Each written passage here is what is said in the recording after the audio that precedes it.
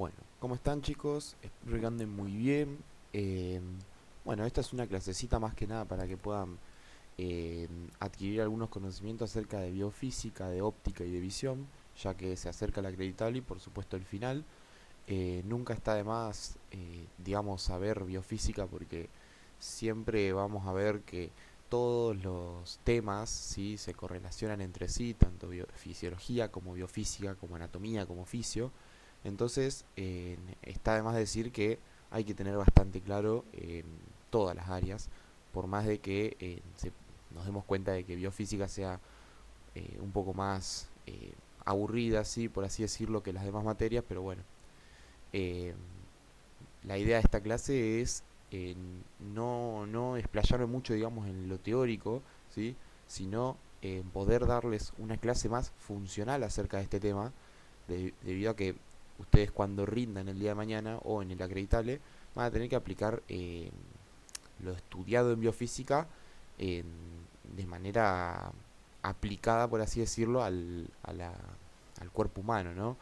¿Qué quiero decir con esto? Que quizás las fórmulas y todos esos cálculos que ustedes tienen que hacer hoy en día en el acreditable, en el día de mañana en el oral, por ejemplo, o en el escrito, no va a ser tan así, sino que van a tener más que razonarlo, ¿sí? Teniendo en cuenta cómo funciona el cuerpo humano en sí. ¿Sí? Así que esta clase es más funcional y práctica que otra cosa. Bueno, de manera introductoria tenemos que saber de que todos los órganos de los sentidos, tanto por ejemplo, como vamos a ver en CID, la audición y la visión, son sentidos que tienen una característica en común, ¿sí? Y es que todos van a recibir señales que van a posteriormente ser transducidas y amplificadas, ¿sí? En el caso del ojo, ¿sí? El ojo va a recibir una señal, ¿sí? Que es la luz, que ya vamos a ver bien qué es la luz y demás. El cuerpo, digamos, o el ojo, va a tener ciertas estructuras como neuronas, ¿sí? Que son las que están ubicadas en la retina, que se van a encargar, por así decirlo, de traducir o de traducir esa señal, que desde un principio es una señal, eh, digamos, proveniente del medio externo y la van a transformar en un impulso eléctrico, ¿sí? En una señal nerviosa, para poder dirigirla ¿sí? Hacia los centros nerviosos y así poder generar, por así decirlo, la imagen y ser consciente de esa imagen, ¿sí? Estas tres etapas son muy importantes, ¿sí? Porque de no haber cualquiera de ellas, literalmente no podríamos generar la imagen, ¿está? Entonces, las etapas del proceso visual, ¿sí? Que lo vamos a ver posteriormente, van a ser la refracción de la luz, que ya vamos a ver cuáles son esos conceptos, la impactación o el impacto de la energía sobre los fotorreceptores en la retina, que los fotorreceptores básicamente son las células que se encargan de recibir ese estímulo lumínico, ¿sí? Y que van a estar ubicados en la retina, y por otra parte la integración e interpretación de la información a nivel cortical, ¿sí? Recuerden que cualquier estímulo que ingresa al cuerpo, ya sea auditivo, ya sea visual, eh, ya sea un estímulo táctil o demás, no lo vamos a poder eh, interpretar como un estímulo consciente, ¿sí? A menos que llegue a la corteza, ¿sí? Por lo tanto, es muy importante que ustedes entiendan que toda estimulación, digamos, que reciba el cuerpo tiene que llegar a la corteza para poder ser consciente de eso, ¿sí? Bueno, algunos conceptos así medio como para introducirlos, bueno, vamos a hablar un poco de la luz, ¿sí? Que la luz se puede entender como una onda electromagnética, ¿sí? Esa es la definición de la luz, que se va a propagar en el vacío a una velocidad igual a 3 por 10 elevado a la 8 metros sobre segundo, ¿sí? O sea, una velocidad bastante alta, la verdad. Eh, por otro lado tenemos la óptica geométrica, ¿sí? Que es el estudio de los mecanismos de transmisión de la luz, ¿sí? Y es aquella ciencia, por así decirlo, que va a explicar todo lo que vamos a dar a continuación en la clase.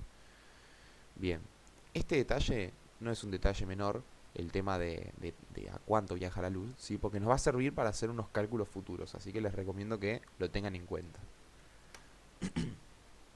Bien, vamos a ver ahora el concepto y la diferenciación a su vez de lo que es un rayo reflejado de lo que es un rayo refractado, ¿sí? El rayo reflejado, ¿sí? va a ser, como por así decirlo, el espejismo, ¿sí? O el reflejo de lo que es el rayo incidente, ¿sí? Mientras que el rayo refractado va a hacer algo un poco más diferente, ya que el rayo refractado es aquel que se propaga en el medio distinto al que se va a producir el rayo incidente, ¿sí? Les doy un ejemplo. Eh, el rayo reflejado podría entenderse como, por ejemplo, el hecho de que ustedes se ven a ustedes mismos en un espejo, ¿sí? Literalmente, cuando ustedes se ven en un espejo, ven un reflejo de ustedes mismos. Ustedes no se ven a un espejo que está obviamente derecho a ustedes y ven otra angulación de sus partes o lo que sea. A menos que ese espejo esté como curvado o lo que sea, ustedes van a ver siempre un reflejo totalmente exacto de cómo se están viendo, ¿sí? Entonces, eso es lo que hace un rayo reflejado, ¿sí? En cambio, el rayo refractado, ¿sí? Eh, lo que ocurre es que el rayo refractado generalmente se produce cuando el rayo incidente, ¿sí? Incide sobre un medio diferente al que estaba antes, ¿sí? Supongamos que esto es, por ejemplo, el aire, todo lo que es el fondo blanco es el aire, y todo lo que es el fondo de abajo es el agua, ¿sí? Bueno, el rayo refractado va a tener, por así decirlo, su propia angulación con respecto a la normal. Por lo tanto, y esto se debe justamente al índice de refracción diferente que tiene el agua con respecto al aire, que ya lo vamos a ver a eso. Pero justamente por eso, ¿sí? Se dice que esto es el rayo refractado. Bien. Otra cosa que nos dije, que fíjense que el rayo reflejado, ahora igualmente lo vamos a ver en la teoría, pero fíjense que con respecto a la normal, ¿sí? Que es la línea perpendicular que pasa eh, a través de justamente el plano en el que está incidiendo el rayo, va a tener la misma angulación que el rayo incidente. Fíjense que el rayo incidente viene con esta curvatura y en el rayo reflejado se va con la misma curvatura, ¿sí? No obstante, no ocurre lo mismo en el rayo refractado. Fíjense que tiene como otra dirección, ¿sí? Un ángulo más cerrado. Bueno, ya vamos a entender mejor esto. Bien, vamos a ver entonces lo que es el índice de refracción. Bien, el índice de refracción es un concepto que se va a utilizar para denominar a la relación que hay entre la velocidad en el vacío, ¿sí? Que recuerden que la velocidad de la luz en el vacío es de 3 por 10 elevado a la 8 metros sobre segundo, y la velocidad de la luz en un medio en el que pueda propagarse, ¿sí? Porque hay medios en el que no puede propagarse la luz, ¿sí? Ejemplo, un pedazo de cartón. Bien, la velocidad de la luz, ¿sí? Tenemos que entender que es mucho mayor en el vacío que en cualquier medio, ¿sí? Por lo que el índice de refracción, ¿sí? Siempre va a ser mayor a 1 para cualquier medio, ¿sí? Para el agua, para el vidrio, ¿sí? Excepto en el aire. Se dice que el aire tiene un índice de refracción prácticamente igual al del vacío, o sea, no es exactamente igual, pero teóricamente podemos asimilar que es igual, ¿sí? Por lo que el índice de refracción del aire va a ser igual al del vacío, o sea, 1, ¿sí? Por eso dice que se considera que la velocidad de la luz en el aire es igual a la velocidad de la luz en el vacío. Bien. Y para calcular, por así decirlo, el índice de refracción, nosotros lo que tenemos que hacer es eh, esta formulita, ¿sí? En la que consiste en que el índice de refracción es igual a literalmente lo que les dije hace un rato. La velocidad de la luz en el vacío, que esto se traduce a 3 por 10 elevado a la 8 metros sobre segundo, dividido velocidad de la luz en el material, ¿sí? Bien. Entonces ahí tienen como la diferenciación por los colores para que puedan entenderlo mejor. No voy a hacer una ejercitación sobre esto porque ahora más adelante voy a hacer una con respecto a la ley de Snell, que es prácticamente lo mismo. Así que bueno. Pero imagínense que a ustedes le dan un ejercicio en el que dice calcular el índice de refracción eh, eh, de la, digamos, de la luz eh, cuando está atravesando por el agua, digamos. Y te le van a dar la velocidad, digamos, a la que la luz está atravesando el agua. Bueno, y ahí hacen la división y listo, y ya está. Eso le da el índice de refracción. Bueno, ahora sí vamos a ver algo de teoría, ¿sí? Como para que no se quede atrás. En este caso vamos a ver las leyes de la óptica geométrica, ¿sí? En donde vamos a tener a la primera ley, ¿sí? que nos dice que tanto el rayo incidente, fíjense, síganlo con el esquema que tenemos al lado. El rayo incidente, ¿sí? O sea, el rayo en el que va a penetrar la luz, o sea, por donde viene la luz, ¿sí? El rayo reflejado, o sea, donde se va a reflejar la luz. Recuerden que el rayo reflejado está en el mismo medio que el rayo incidente, ¿sí? Después tenemos que el rayo refractado, o sea, el que se transmite en el otro medio. Y la normal, o sea, que es la recta perpendicular que justo cruza en el punto en el que incide el rayo. Fíjense que acá está la línea de esta recta y la normal sería esta línea vertical de puntos que pasa acá. Todos estos conceptos, estas palabras que acabo de mencionar, el rayo incidente, el reflejado, el refractado y la normal, se dice que están en un mismo punto o en un mismo plano, ¿sí? ¿Qué quiere decir esto? Que son coplanares. Con esto me refiero a que, o sea, si yo por ejemplo estoy escribiendo en una hoja, ¿sí?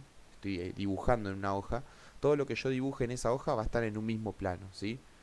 Ahora, si yo a la hoja le atravieso un lápiz y el lápiz queda como apuntando hacia arriba mientras atraviesa la hoja, eso ya sería un otro plano. ¿Me explico? Es un ejemplo medio tonto, pero es más que nada para que ustedes entiendan a qué le llamo plano, ¿sí? Bueno.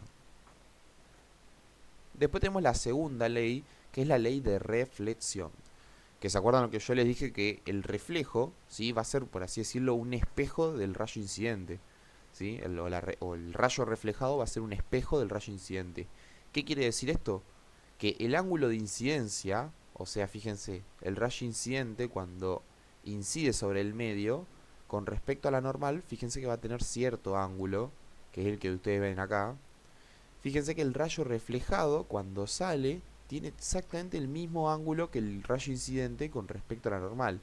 O sea que si el rayo incidente tiene un ángulo de 40 grados, el rayo reflejado también va a tener un ángulo de 40 grados. ¿Sí? Esa es la ley de reflexión. Por eso acá dice que el ángulo de incidencia es igual al ángulo de reflexión. Ahora, no obstante, no ocurre lo mismo con el rayo refractado, ¿sí? O sea, el rayo refractado tiene un distinto ángulo porque acá es donde cambia el índice de refracción, ¿sí? Y acá es donde viene la tercera ley, que es la ley de refracción, o también llamada la ley de Snell, ¿sí? Que, bueno, esto es meramente teórico, o sea, no me quiero detener a explicar, digamos, este concepto porque si se los tengo que explicar de memoria, no me lo voy a acordar. Eh, pero ustedes lo pueden explicar a través de la fórmula que vamos a ver a continuación. Pero básicamente dice que el seno del ángulo de incidencia, o sea, si yo hago el coseno del ángulo de incidencia, me dice que va a ser inversamente proporcional al índice de refracción del medio incidente, ¿sí? O sea, al índice de refracción del aire en este caso. Y el seno del ángulo de refracción, o sea, el seno de este ángulo, va a ser inversamente proporcional al índice de refracción del medio en el que se refracta, que en este caso sería el índice de refracción del agua, ¿sí? Bien, esto se explica con un poquito más con este gráfico, ¿sí?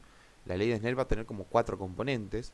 Va a tener el índice de refracción 1, el ángulo de incidencia, el índice de refracción 2 y el ángulo refractario, ¿sí? Que acá es donde les voy a plantear, por así decirlo, el ejercicio. Bien, este es un ejercicio más que nada para que ustedes entiendan, digamos, el por qué todo esto se correlaciona entre sí, por qué el ángulo, digamos, de incidencia, por qué el índice de refracción del medio incidente, por qué el ángulo de refracción y el índice de refracción del medio refractario se relacionan entre sí. Fíjense, como ejercicio tenemos que un rayo de luz pasa del aire, como están viendo acá, ¿sí? Pasa del aire, que el aire tiene un índice de refracción igual a 1, o sea, tiene un N1 igual a 1, acuérdense de eso, ¿sí? N es igual a índice de refracción. Bien, y pasa del aire al agua, el cual el ejercicio nos dice que no conocemos el índice de refracción del agua, por lo tanto el N2 es incógnita. Y después te dice que el ángulo de incidencia es de 45 grados, ¿sí? O sea, este ángulo, fíjense, síganlo con el esquema. Mientras que el ángulo de refracción, ¿sí? Es igual a 32 grados. Y te pregunta cuál es el índice de refracción del agua, ¿sí? Entonces nosotros, como cualquier problema, ¿sí? ¿Qué es lo primero que vamos a hacer? Vamos a plantear los datos, ¿sí? Entonces tenemos que el índice de refracción del aire, ya lo sabemos, es 1, ¿sí? Porque acuérdense que el índice de refracción del aire es el mismo que el vacío, por lo tanto es 1. Y el índice del agua, de refracción del agua, no lo sabemos, ¿sí? Pero al ser un medio distinto al aire ya sabemos que es mayor a 1, ¿sí? Eso lo tenemos que tener por seguro. Así que si ustedes hacen un cálculo y no les da, probablemente lo hayan hecho al revés, ¿sí? Tendrían que volver a hacerlo como volviendo a hacer todo al revés. Bien, y otra cosa, otro dato muy importante que nos da, es que el ángulo de incidencia, ¿sí? Es igual a 45 grados, fíjense. El ángulo de incidencia con respecto a la línea normal es de 45 grados, mientras que el ángulo de refracción es igual a 32. ¿Ven? Ahí está. El ángulo de refracción, sigan el cursor del mouse, es igual a 32 grados. Bien, y ahora lo que hacemos es plantear la fórmula. La fórmula, o la fórmula de Snell, por así decirlo, es la siguiente, ¿sí? N1, o índice de refracción del medio 1, que sería el del aire en este caso, por el coseno del ángulo, ¿sí? De incidencia, es igual a índice de refracción del agua, en este caso, en el caso de este problema, por el coseno del ángulo de refracción, que sería 32. Bueno, lo que hacemos abajo sería ya ir reemplazando los datos. Ya sabemos que N1, ¿sí? El índice de refracción del aire, es igual a 1. Sabemos que el ángulo incidente es igual a 45 grados. N2 todavía no lo tenemos porque es justamente la incógnita lo que tenemos que averiguar. Y el ángulo de refracción es 32 grados, ¿sí? Por lo que nos dice el problema. Bueno, lo que hacemos acá es ir resolviendo en orden de jerarquía, ¿sí? Lo que hacemos es hacer el coseno de 45 grados, que cuando lo hacemos en la calculadora nos va a dar 0.7071. Y cuando hacemos el coseno de 32 grados, ¿sí? Nos va a dar un resultado de 0.5299, ¿sí? El 1, después lo voy a básicamente excluir, porque el 1 en esta ecuación no me va a cambiar absolutamente nada, así que lo borro, digamos, ¿sí? O sea, literalmente no me cambia nada. Yo podría poner el 1 acá, pero va a ser lo mismo que nada. Antes que perderlo, prefiero no ponerlo. ¿Y qué vamos a hacer? Bueno, justamente para hallar la incógnita, como nos enseñaron en la escuela, lo que tenemos que hacer es despejar justamente la incógnita. Entonces, ¿qué es lo que vamos a hacer? Vamos a pasar el coseno del ángulo de refracción, que en este caso es 0.5299, ¿sí? Que está multiplicando, lo vamos a pasar al otro lado dividiendo, ¿sí? Entonces nos va a quedar que N2 es igual a la división entre el coseno del ángulo 1 y el coseno del ángulo 2, ¿sí? Cuando ustedes hacen este cálculo, ¿sí? El índice de refracción finalmente les va a dar este resultado, que es 1.33. Que si ustedes buscan, ¿sí? No sé, en internet, por ejemplo, el índice de refracción del agua, van a ver que el índice de refracción del agua es igual a 1.33, ¿sí? Por lo tanto, este resultado no coincide, por así decirlo, con lo que dicen la teoría en los libros, ¿sí? Así que bueno, esto es la ley de Snell, ¿sí? Y así es como se correlaciona el rayo incidente, el ángulo de incidencia, el rayo refractario y el ángulo de refracción, ¿sí? Bien. Así que, bueno, ahí tienen como la resolución de un ejercicio en que pueden llegar a tener, pero desde ya que, como verán, no tiene mucha ciencia más que recordar la fórmula. Así que bueno, vamos a ver ahora un tema que se acerca más a lo que es la práctica médica, por así decirlo, o la aplicación que se usa en medicina de este tema, ¿sí? Que son el tema de los tipos de lentes.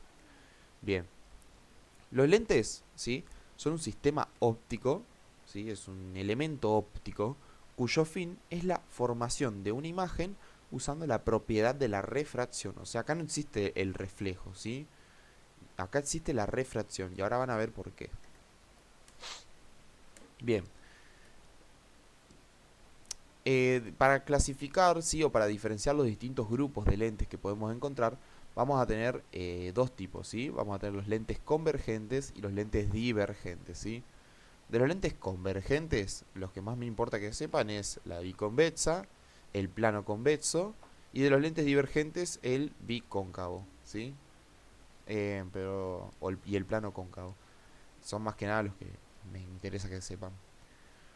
Pero así todo, incluso les diría que lo que más me importa que ustedes sepan es cómo funciona cada uno, ¿sí? O sea, cómo funciona en general un lente convergente y cómo funciona en general un lente divergente, ¿sí? Básicamente la palabra a nosotros ya nos dice mucho, ¿sí? El hecho de que se llame lente convergente, ¿sí? Quiere decir de que todos los rayos o todos los haces de rayos que incidan de manera paralela, ¿sí? En un lente convergente, cuando digamos incidan, van a refractar o van a tener una refracción, se dice en convergencia. ¿Qué quiere decir esto? Que todos los haces de rayos que van a incidir en un lente convergente van a terminar uniéndose, ¿sí? O van a terminar uniéndose en un punto, ¿sí? Que ese punto en el que se unen o en el que se cruzan los rayos incidentes, se va a llamar foco imagen, ¿sí? Que lo traducimos con las letras FI. Fíjense que la distancia del lente hacia el foco imagen se lo va a llamar la distancia focal, ¿sí? Y a veces puede ser mayor y a veces puede ser menor, ¿sí? Dependiendo la convexidad del lente, ¿sí? Bien. Lo que tiene esto es que el foco es real, ¿sí? Se dice que es real y es positivo. Este, ¿sí? Es el que más tienen que saber porque este lente es el que predomina básicamente en el ojo humano, ¿sí? Directamente es el único que tenemos, ¿está? Entonces, es muy importante que reconozcan este tipo de lentes. Y después tenemos por otro lado a los lentes divergentes, ¿sí? Que como su nombre los dice, los rayos que van a incidir de manera paralela, ¿sí? En este lente van a ser rayos que van a irse hacia diferentes lugares, pero nunca van a unirse, ¿sí? Como dice acá, los rayos refractados se separan, ¿sí? No se juntan. El foco imagen, o sea, el momento en el que, entre comillas, se van a unir los rayos, cosa que no va a ocurrir, es un foco imagen virtual o negativo, ¿sí? ¿Por qué? Porque no existe, digamos, tal foco imagen, ¿está? Así que bueno. Bien, una vez dicho esto, ¿sí? Lo que vamos a ver ahora es un poquito más esto aplicado al ojo humano, ¿sí? No los quiero, eh, digamos, enrollar mucho con este tema porque el tema de las partes del ojo es muy importante saberlo, pero para aplicado a biofísica no es importante que ustedes sepan la esclerótica, la mácula, eh, no sé, la membrana coroidea, ¿sí? Bueno, no es necesario, ¿sí? En el ojo, o para biofísica, todo se reduce, por así decirlo, a el modelo del ojo reducido, ¿sí? Que el modelo del ojo reducido eh, es un modelo que explica al ojo como un único sistema de lentes en lugar de múltiples superficies refractarias. ¿Por qué les digo esto? Porque, por ejemplo, el ND, el cristalino, el índice de refracción del cristalino tiene un valor, el índice de refracción de el humor vítreo o del líquido que circula dentro del ojo tiene otro índice de refracción, ¿me entienden? Entonces, a medida que vos vas recorriendo todo el ojo, te vas encontrando con un montón de índices de refracción que al final te terminan perdiendo, ¿sí? Entonces se utilizó, por así decirlo, una regla general, ¿sí? Para describir al ojo, según la biofísica, para describir al ojo como un modelo reducido, ¿sí? En el cual, ¿qué es lo que vamos a tener? Vamos a tener una córnea, vamos a tener un lente que es el cristalino, ¿sí? Acordemos que va a ser un lente convexo, ¿sí? Y vamos a tener definida la distancia entre el ojo, o la córnea mejor dicho, perdón, entre el lente y la retina, ¿sí? Que la distancia entre el lente y la retina es igual a 15 milímetros, ¿sí? Esta es la famosa distancia foco-imagen, ¿sí? Que este valor lo tenemos que tener muy en cuenta porque a la hora de calcular las dioptrías es muy importante que lo tengamos en cuenta, ¿sí? En todos los ojos humanos, ¿sí? Eh, la distancia lente, eh, la distancia foco-imagen, o sea, la distancia entre el lente, ¿sí? Y el foco-imagen, siempre va a ser de 15 milímetros. Ya van a ver por qué ese valor es importante, ¿sí? Bueno, esto es lo que yo le digo del modelo del ojo reducido. Normalmente se asume que esta lente o que todo el ojo tiene un solo índice de refracción que es como un promedio que se saca entre todos los componentes del ojo, ¿sí? y tiene una única curvatura que va a representar el poder combinado de la córnea y del cristalino, ¿sí? Eso es básicamente el modelo del ojo reducido. Es una forma reducida de esquematizar al ojo para explicar más fácilmente la, eh, justamente la física de la visión. Bien, ahora vamos a ver la potencia de los lentes, ¿sí? La potencia de los lentes, ¿sí? Lo vamos a llamar dioptrías, ¿sí? O vamos a llamarla potencia por ahora, ¿sí? Pero se llama potencia a la inversa, ¿sí?, de la distancia focal expresada en metros. Ya lo van a entender mejor, ¿sí? Esto se mide en dioptrías, ¿sí?, que equivale a metro elevado a la menos 1, ¿sí? Bien. La fórmula de la potencia entonces es la siguiente. Potencia es igual a 1, sí, potencia es igual a 1 dividido distancia focal. Y lo que tenemos que saber como regla general es cuanto menor es la distancia focal, mayor es su potencia, ¿sí? Bien, ahora van a entender mejor esto. Cuando yo les digo que cuanto menor es la distancia focal, mayor es su potencia, me refiero más que nada a esto, ¿sí? Cuando nosotros tenemos, digamos, una distancia objeto que está más acortada, se dice que el cuerpo humano, ¿sí?, si lo traducimos al cuerpo humano, o el ojo, tiene que hacer más fuerza, ¿sí?, o tiene que hacer un mayor esfuerzo para poder visualizar, ¿sí?, lo que yo quiero ver, ¿sí?, para visualizar de manera nítida. Ahora, si yo tengo una menor distancia, ¿sí?, focal, voy a tener una menor potencia que ejercer, ¿sí? Esto se traduce a, por ejemplo, cuando ustedes quieren ver algo que está en letra muy chiquita y tienen que forzar la vista para poder llegar a ver eso, porque si no, no lo pueden ver, ¿sí? Distinto es ver a un amigo suyo que está de acá a 10 metros y lo pueden ver tranquilamente con la vista relajada y no se les va a cansar la vista por más de que estén 10 horas mirando a su amigo que está a 10 metros de ustedes, ¿sí? En cambio, si ustedes están 10 horas leyendo el prospecto de un medicamento que es en letra súper chiquita y lo tienen que acercar mucho a los ojos para poder verlo, y capaz que cuando levantan la vista van a tener la vista súper cansada, incluso borrosa, ¿sí? Eh, Justamente porque los músculos se fatigan y les cuesta ahora acomodar el ojo, ¿sí? Pero me estoy adelantando bastante, ya lo van a ver bien. Bien. Entonces, como concepto general, a cuanto menor distancia focal, mayor es la potencia que hay que realizar.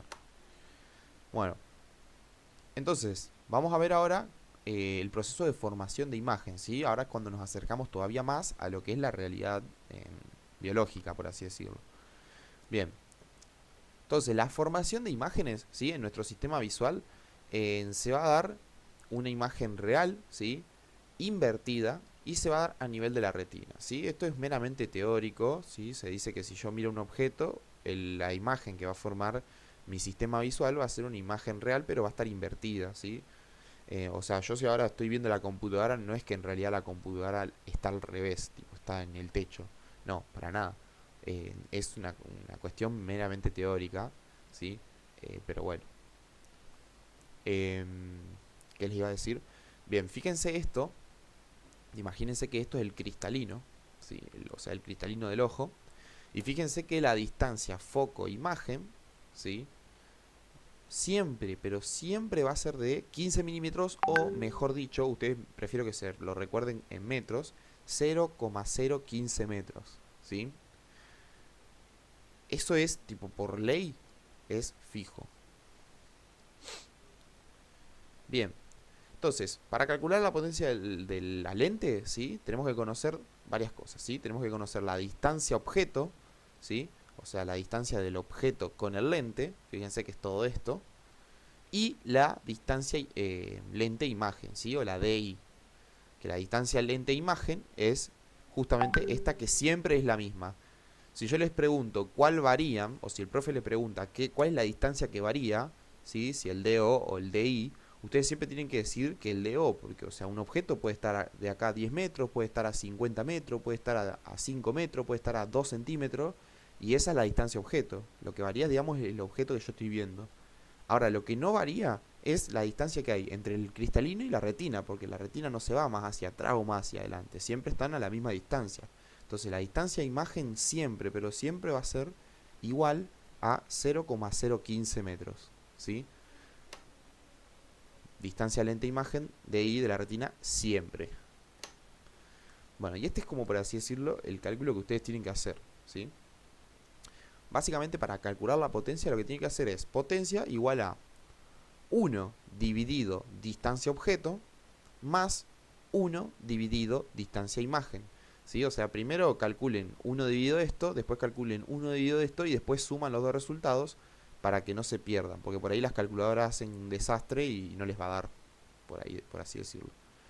Pero bueno, la cuestión es que cuando ustedes hagan este cálculo, ¿sí? Este resultado les va a dar en dioptrías, ¿sí? O sea, lo tienen que poner en dioptrías, ¿sí? O con la letra D, ¿sí? ¿Qué es la dioptría? Es la unidad de potencia que se utiliza en medicina para describir a la potencia que está ejerciendo, digamos, el ojo humano para poder ver nítidamente un objeto, ¿sí? Bien. Entonces, así de manera muy general, no voy a hacer un cálculo porque créanme que ustedes lo van a hacer con cualquier ejemplo y les va a dar literalmente esto que vemos acá.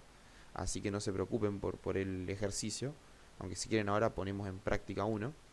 Pero bueno, así de manera general, para objetos lejanos, ¿a qué me refiero con objetos lejanos? A cualquier objeto que esté, eh, digamos, de lejos 6 metros en adelante, ¿sí?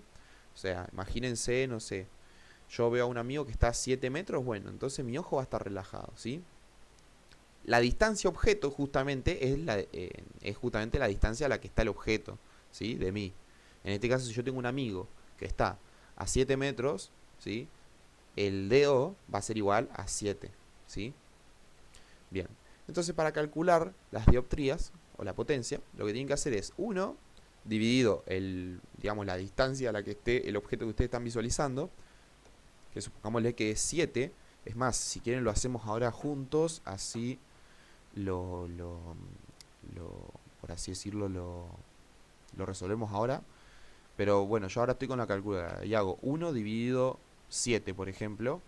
Eso me da 0,14, ¿sí? Ahora hago 1 dividido 0,015, que recuerden que 0,015 es la distancia que hay entre la lente y la imagen y la retina, ¿sí? Y eso me da 66,66. Entonces, si sumo 0,14 más 66,66, me va a dar un total de 66,8, que esto lo redondeo a 67, y a eso te da el resultado de 67 dioptrías, ¿sí? Bien, ahora, si yo tuviese que hacer lo opuesto, o sea, si yo tuviese que visualizar un objeto cercano, ¿sí?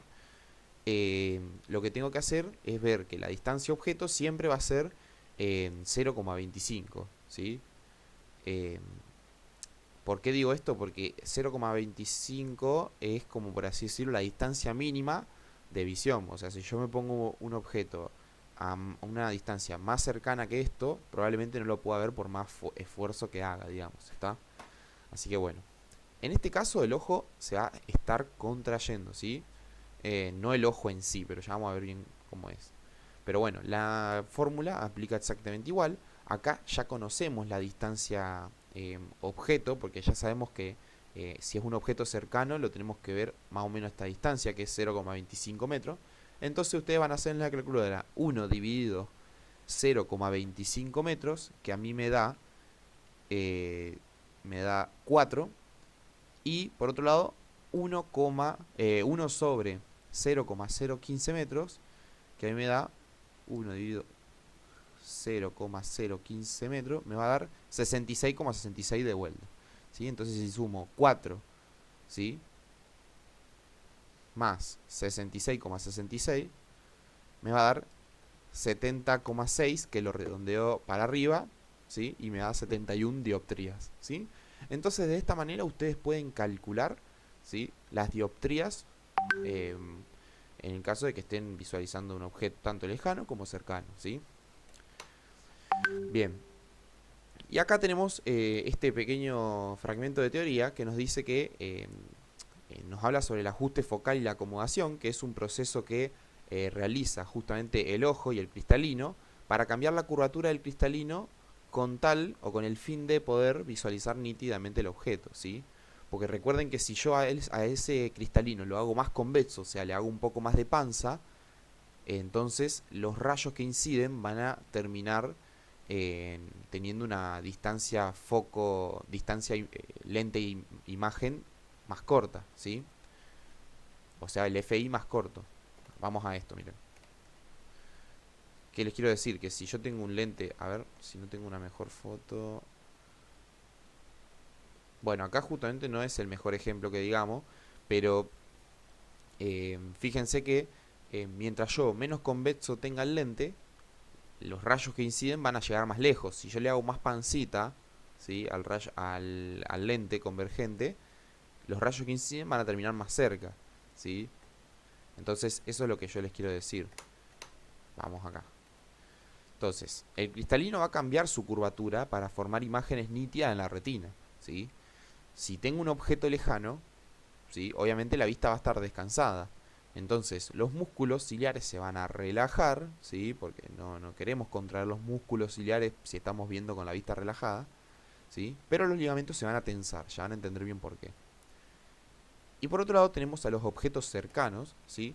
Que en el caso de los objetos cercanos tiene que aumentar la potencia, ¿sí? Porque tenemos un objeto mucho más cerca, ¿sí? Entonces, ¿qué van a hacer? Los ligamentos se van a relajar, ya van a ver por qué, y los músculos ciliares se van a tensar, ¿sí? Si hay dificultad para modificar el cristalino, ¿sí? Que eso es propio de la vejez, se van a utilizar lentes convergentes, que son los clásicos lentes que todos usamos, ¿sí? Bien, esto es lo que yo les quería decir. Fíjense que nosotros tenemos dos estructuras muy importantes, ¿sí? En el ojo, que son los músculos ciliares, ¿sí? Que van a estar, digamos, de manera en, en toda la circunferencia, por así decirlo, del ojo, ¿sí? O sea, rodeando todo el cristalino. Y además también vamos a tener en toda la circunferencia ligamentos que van a sostener el cristalino, ¿sí? Entonces, si yo tengo una visión lejana, ¿sí? El músculo ciliar se va a relajar, o sea, se va a retraer, ¿sí? Eso pasa en toda la longitud del ojo. El músculo ciliar se va a retraer porque se relaja, se queda tranquilo, pero los ligamentos al ver que el músculo se retrae, digamos, se van a tensar y esto va a hacer que el cristalino sea más aplanado, ¿sí? Por lo tanto, el rayo que incide no va a incidir en un lente tan convergente, no va a incidir en un lente con tanta panza, por lo tanto la distancia objeto-lente, o la distancia lente-imagen, perdón, siempre va a ser mayor, ¿sí? Por lo tanto la visión va a ser más relajada. Ahora, si yo tengo algo de cerca, justamente los músculos ciliares que van a pasar, se van a contraer, ¿sí? Como son, funcionan como, no sé si como un esfínter, pero como que se contraen y fíjense cómo se meten hacia adentro. Los ligamentos, ¿sí? Lo que van a ocurrir es que se van a aflojar, fíjense, porque como no están tirantes, ahora se van a aflojar, y eso va a hacer que la pancita del cristalino aumente, ¿sí? Aumente la convergencia, ¿sí? O aumente la convexidad del lente, mejor dicho, ¿sí? Entonces esto va a hacer que lo que yo mire de cerca tenga una menor distancia lente-imagen, ¿sí? Pero bueno, esto para objetos cercanos, y justamente esto es lo que cansa la vista, ¿sí? Por eso siempre recomiendan no leer letras tan chiquitas por mucho tiempo, no estar mucho tiempo con el celular, porque aunque ustedes no lo crean, ustedes el celular no se dan cuenta y se lo ponen muy cerca de la cara. Entonces, cuando ustedes están 3 horas de corrido con el celular, mirando, hablando con alguien o mirando algo, eh, después cuando levantan la vista se dan cuenta de que tienen la vista súper cansada, de que tienen que dejar el celular un rato y demás, ¿sí? Entonces, bueno, esa es como la explicación biológica de por qué ocurre eso, porque el músculo ciliar se fatiga después y le cuesta, por así decirlo, regular o hacer el reflejo de acomodación. ¿Estamos?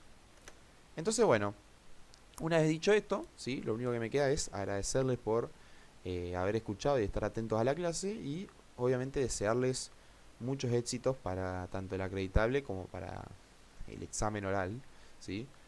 Recuerden que cuando ustedes rindan un examen oral y si les toca con alguien de biofísica, como por ejemplo la Lili, no creo que la Lili se esmere mucho en preguntarle, digamos, fórmulas y demás, a lo sumo de manera muy superficial quizás, pero lo que la Lili quiere es que ustedes apliquen, por así decirlo, los contenidos de biofísica a cómo lo podemos llevar y trasladar a la fisiología humana normal, ¿está? Así que eh, bueno chicos, eso era, digamos, la clase de hoy. Eso es lo más importante y necesario que ustedes tienen que saber de óptica y visión. Así que los dejo que estudien tranquilos y nada, les deseo muchos éxitos. Chau, chau.